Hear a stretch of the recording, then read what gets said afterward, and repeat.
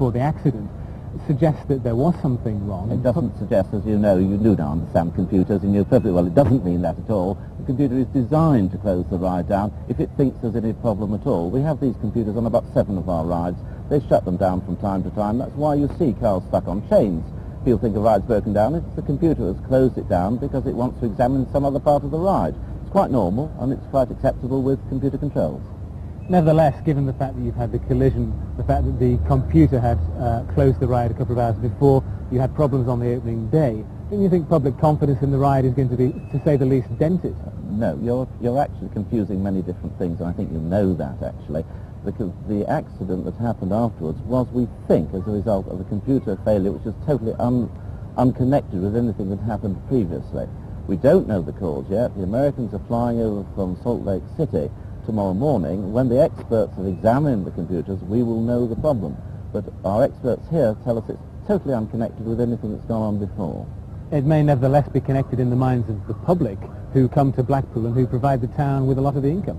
The public, who are our customers and who we value, will judge for themselves when the ride opens whether they wish to go on or not. They know our safety standards. Our safety standards are things we're very, very proud of indeed. And if other transport industries had our safety standards, they too would be proud.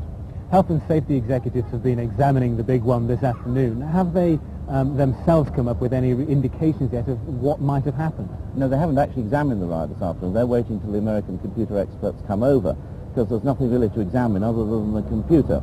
And as the experts aren't here, they've actually just purely been interviewing our staff and taking statements, which is what is quite normal on a day such as this. Very briefly, the Duke of Edinburgh is due here on the 22nd of July. Will he be coming to the big one? Well, he's certainly scheduled to come to the big one. I see no reason why he shouldn't in any way at all. It is very unfortunate we've had this incident on the ride so near the opening, but we don't think it's going to be a long-term thing, and we imagine the ride will be open again very, very soon, and we're looking forward to welcoming him amongst all our guests. Thank you, Mr. Thompson. I'll have to stop you there. From Blackpool, it's back to Bob. Thanks, Andy. Andy Gill in Blackpool. Now, last night's incident at Blackpool may possibly worry some people who are planning to go away for the weekend and maybe thinking of taking in a roller coaster ride. But experts tonight said it's still safer to ride on a roller coaster than it is to ride a bike. Peter Baker has been looking at these statistics. The Health and Safety Executive is responsible for policing safety at fun fairs and pleasure parks. That includes keeping instances when carriages were halted on the track.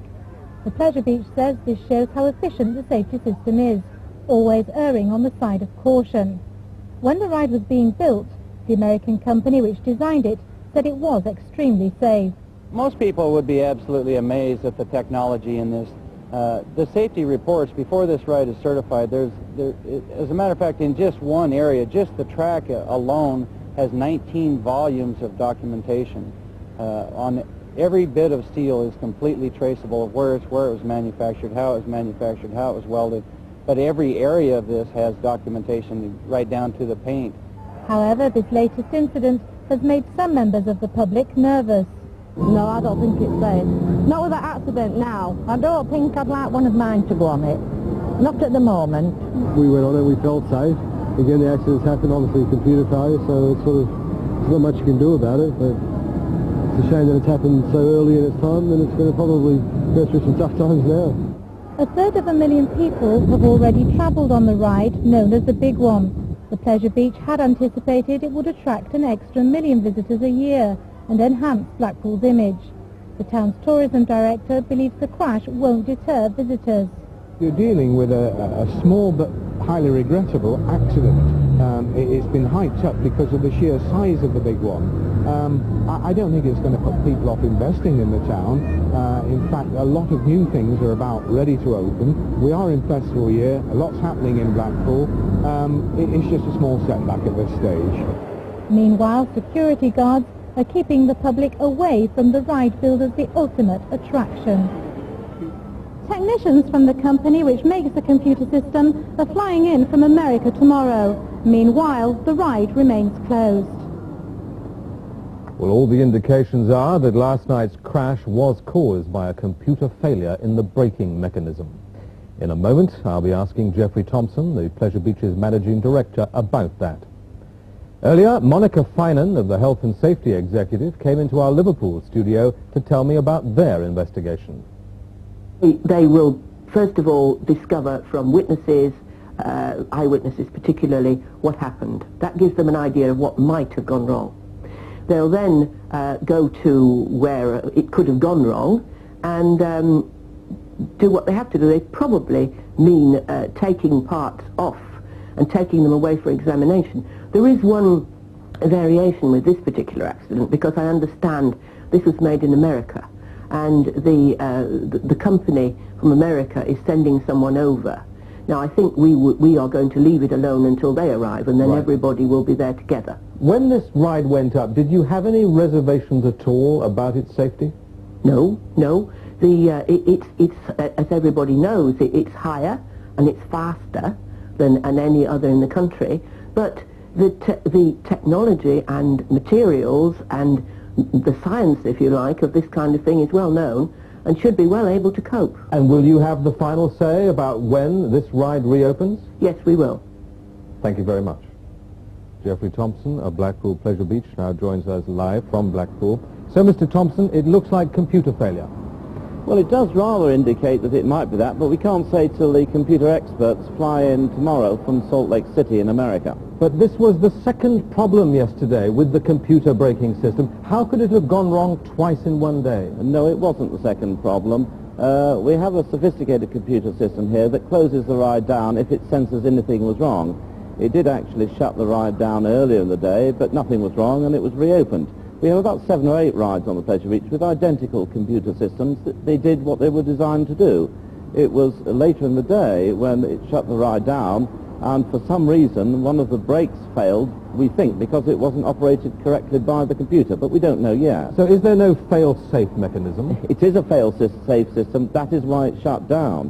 What we don't understand is why, when it gave instructions to one of the brakes, it didn't actually close completely. It closed 90%, we think, or it may have even closed 100%, but the car went through, it was going into the brakes about 40 miles an hour and came out at about 3 miles an hour, so it did most of its job, but regrettably it didn't quite do all its job. But this was the last of a long series of problems. I mean, we've had a lot of reports about the ride being closed with people stuck at the top and that sort of thing. No, I have said before, the reason people get stuck periodically is that because we have computer systems that close rides down if they sense anything untoward. This happens on about 7 of our rides. It's quite normal. I would rather close rides down because of some safety implication, even though it's a supposed one, than not.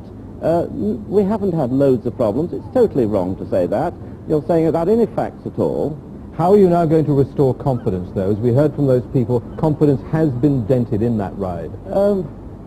It's a very difficult thing, public confidence, actually. They've got to trust us. We have, like British Airways and British Railways, a very good safety record indeed. We're very proud of our safety record. And truthfully, if there is a railway crash, people don't stop going on British Railways. If there's an airline crash, people don't stop flying in aeroplanes. We don't imagine that will happen to us. This doesn't mean we're complacent. We're very sorry that there was an incident yesterday. We're very sorry, too, that some of our patrons who came here to have fun and a good day out didn't get it. Jeffrey. And we're very, we're incredibly sorry about that. Jeffrey Thompson, thank you very much. It's from the United States are on their way to Blackpool to find out why the world's biggest roller coaster crashed last night. The ride has broken down several times in the few weeks it's been open. Paul Crone reports. Just 2.5 hours before the accident, an amateur cameraman films the world's tallest roller coaster at a standstill. Blackpool Pleasure Beach staff can be seen trying to find out what the problem is. Passengers are stranded almost 200 feet up. At 6:10, the Pleasure Beach's £12 million dream turned into a nightmare. 30 people were injured when one train crashed into another.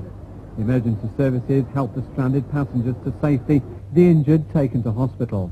Some people have been unfortunate enough to sustain a direct impact of the face with probably one of the restraining bars. The accident was caused by a computer failure, as one train waiting to go into the roller coaster station was hit from behind by another. It's hoped the arrival of 2 experts from the United States will solve the problem. Until then, visitors will have to be content using the Pleasure Beach's other buildings or our performing arts or one part or another of our heritage. But he was non-committal about money. With funds, work could begin on the garden within a year.